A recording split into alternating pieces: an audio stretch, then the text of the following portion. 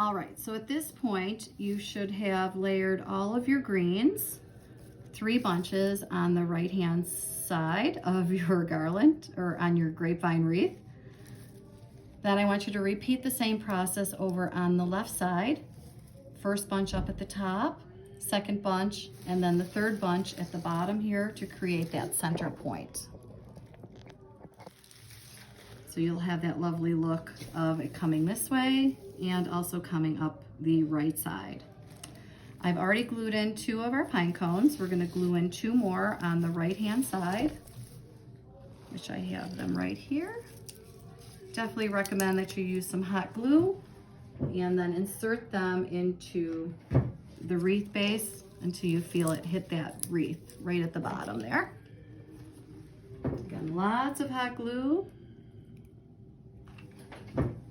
so we don't have this coming apart on you on your front door. Push that firmly right into that wreath.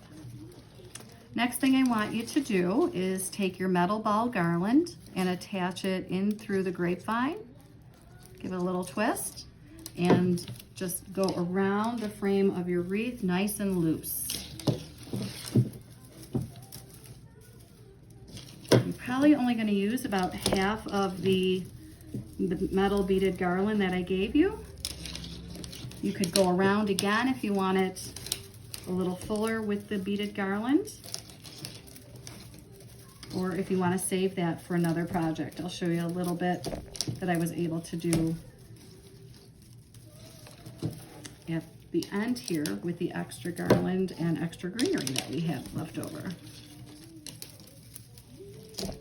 Better to leave your garland on the spool that I gave you than to do it this way, because it's kind of like mixed up Christmas lights when you do it this way. So leave it on the spool. It'll be a lot easier for you to go around your wreath form, and you won't be struggling like I am right now. All right, so you'll have that end.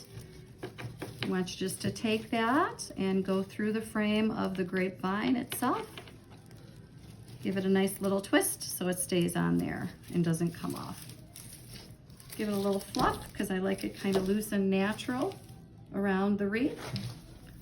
Last, we're going to take your beautiful ribbons that I've given you, the taupe, the satin champagne color, and the moss velvet green.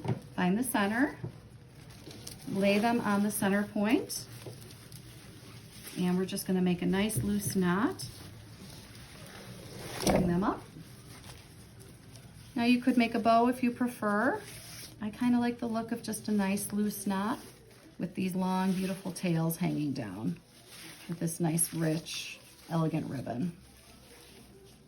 And I will just bring those down and set that knot up top.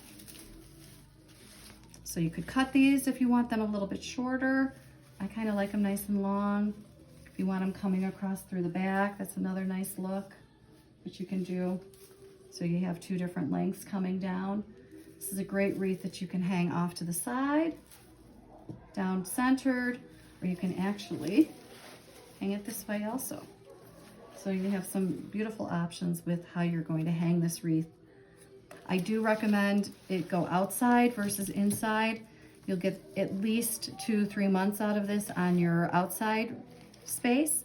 If you put it inside, it's only going to last you roughly about 10 to 14 days. It'll naturally start to dry out at that point and probably will start to lose some of its needles. I did take a few pieces of our extra greens, and wherever you feel you want a little more denseness or a little loose feel to your wreath, and I do recommend that you glue these in so they stay. So just give them a push down into the frame. And if you want to use up more and make it fuller, you definitely could do so. And then you have this gorgeous, gorgeous wreath that you just created that smells absolutely heavenly. Love it. So I had enough greenery left over that I made a small bundle, took our metal beaded garland and just tied it together at the top. I think that would look beautiful on your mailbox, on a light sconce that you might have, a lantern. So you could definitely make use of it that way if you'd like. So that concludes our wreath making demonstration. I hope you enjoy your wreath. Look forward to the next kit that we'll be putting out. We'll be making boxwood trees. So that's it for now. Thanks for joining us, and peace out 2020.